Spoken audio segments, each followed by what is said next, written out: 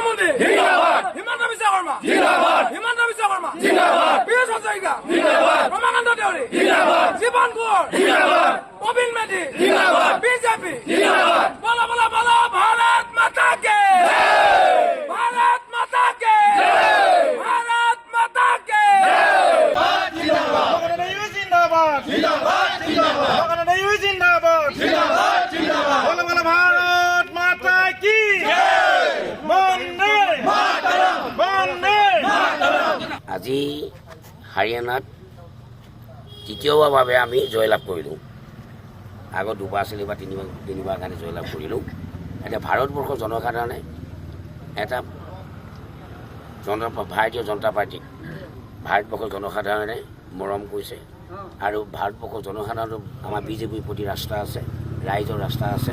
তাৰ কাৰণে তৃতীয়বাৰ কাৰণে হাৰিয়ানাত আকৌ আমাৰ বিজেপি চৰকাৰ হৈছে আৰু জম্মু কাশ্মীৰত আগতকৈ আমাৰ ভাল ফলাফল হৈছে, কাৰণ আগত আমাৰ কম আছিল, এতিয়া আমাৰ 29খন আসন লাভ কৰিবৰ কাৰণে সক্ষম হৈছে। গতিকে কংগ্ৰেছে তাতো একক হিচাপে পৰা নাই, মাত্ৰ 6খন আসন পাইছে। তেওঁলোকৰ মিত্ৰজোঁটে পাইছে যদিও তেওঁলোকৰ কিন্তু মাত্ৰ 6খন আসন পাইছে। যেতিয়া আজি 9টা বজালৈকে তেওঁলোকে আগবঢ়া নাছিল, কিন্তু কোনোবা মিডিয়াই তেওঁলোকক ক'লে কংগ্ৰেছক যে আগবাঢ়ি আছে, আপোনালোকে চিন্তা কৰিব নালাগে। আগতীয়াকৈ তেওঁলোকে মিঠাই খালে। এতিয়া বৰ লজ্জিত কথা এইটো কথা। গতিকে আমি এতিয়া শেহতীয়াকৈ খাম আমাৰ জয়। এটা ভাৰতবৰ্ষৰ কাৰণে আৰু হাৰিয়ানাৰ কাৰণে এটা ঐতিহাসিক দিন। 3বাৰলৈ হাৰিয়ানাত চৰকাৰ গঠন কৰিছে ভাৰতীয় জনতা পাৰ্টীয়ে আৰু সেই হিচাপে আমিও 26ত যেতিয়া অসমত নিৰ্বাচন হ'ব, আমিও জয় হ'বৰ কাৰণে কাৰো আমাৰ সন্দেহ নাই। আজি ভাৰতবৰ্ষ যিমানবোৰ চেনেল আছিলে এক্সিট প'ল এটা মিছা বুলি জনসাধাৰণৰ আগত প্ৰতিপন্ন হ'ল। গতিকে জনসাধাৰণে এতিয়া বিশ্বাস নকৰে যে এক্সিট প'ল বোলক বিশ্বাস নকৰে, কাৰণ এইটো আজি প্ৰমাণিত হ'ল। ভাৰতবৰ্ষৰ জনসাধাৰণে তৃতীয়বাৰলৈ হাৰিয়ানা জনসাধাৰণে তৃতীয়বাৰলৈ চৰকাৰ কৰিলে। গতিকে এক্সিট প'লে কালি দেখুৱাই আছিল, আজি 3 দিনৰ আগলৈকে দেখুৱাই আছিল যে 3খন 10খন 20খন আসন বাহিৰে কংগ্ৰেছে নাপায়, বিজেপি নাপায়। এতিয়া আজি কেনেকৈ 38খন আসন লাভ কৰিব কাৰণে সক্ষম হ'ল। এইটো এটা হাৰিয়ানাবাসী ৰাইজৰ কাৰণে আৰু ভাৰতবৰ্ষৰ জনসাধাৰণৰ কাৰণে আমাৰ বিজেপি দলৰ কাৰণে এটা ঐতিহাসিক দিন বুলি কৈছোঁ।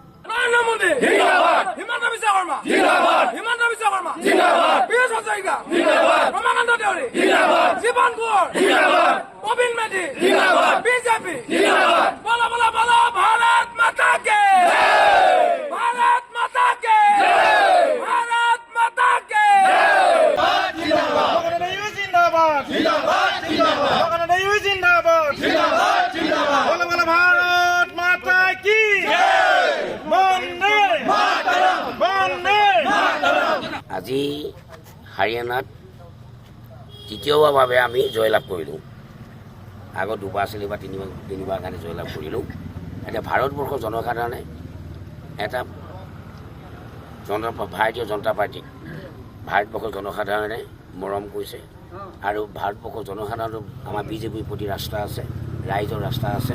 তাৰ কাৰণে তৃতীয়বাৰ কাৰণে হাৰিয়ানাত আকৌ আমাৰ বিজেপি চৰকাৰ হৈছে আৰু জম্মু কাশ্মীৰত আগতকৈ আমাৰ ভাল ফলাফল হৈছে, কাৰণ আগত আমাৰ কম আছিল, এতিয়া আমাৰ 29খন আসন লাভ কৰিবৰ কাৰণে সক্ষম হৈছে। গতিকে কংগ্ৰেছে তাতো একক হিচাপে পৰা নাই, মাত্ৰ 6খন আসন পাইছে। তেওঁলোকৰ মিত্ৰজোঁটে পাইছে যদিও তেওঁলোকৰ কিন্তু মাত্ৰ 6খন আসন পাইছে। যেতিয়া আজি 9টা বজালৈকে তেওঁলোকে আগবঢ়া নাছিল, কিন্তু কোনোবা মিডিয়াই তেওঁলোকক ক'লে কংগ্ৰেছক যে আগবাঢ়ি আছে, আপোনালোকে চিন্তা কৰিব নালাগে। আগতীয়াকৈ তেওঁলোকে মিঠাই খালে। এতিয়া বৰ লজ্জিত কথা এইটো কথা। গতিকে আমি এতিয়া শেহতীয়াকৈ খাম আমাৰ জয়। এটা ভাৰতবৰ্ষৰ কাৰণে আৰু হাৰিয়ানাৰ কাৰণে এটা ঐতিহাসিক দিন। 3বাৰলৈ হাৰিয়ানাত চৰকাৰ গঠন কৰিছে ভাৰতীয় জনতা পাৰ্টীয়ে আৰু সেই হিচাপে আমিও 26ত যেতিয়া অসমত নিৰ্বাচন হ'ব, আমিও জয় হ'বৰ কাৰণে কাৰো আমাৰ সন্দেহ নাই। আজি ভাৰতবৰ্ষ যিমানবোৰ চেনেল আছিলে এক্সিট প'ল এটা মিছা বুলি জনসাধাৰণৰ আগত প্ৰতিপন্ন হ'ল।